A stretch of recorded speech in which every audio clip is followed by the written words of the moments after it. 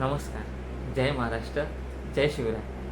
तर व्हिडिओ बनवण्याचा उद्देश असा की लवकरच एक नवीन बिझनेस स्टार्ट करणार आहे आणि हा माझा इन्स्टाचा पहिलाच व्हिडिओ आहे.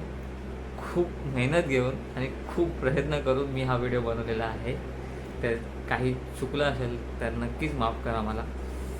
तर नमस्कार, मी अक्षय उतेकर आणि माझ्या बिझनेस नाही, माझ्या ब्रँडचं नाव आहे उतेकर स्वीट अँड स्नॅक्स.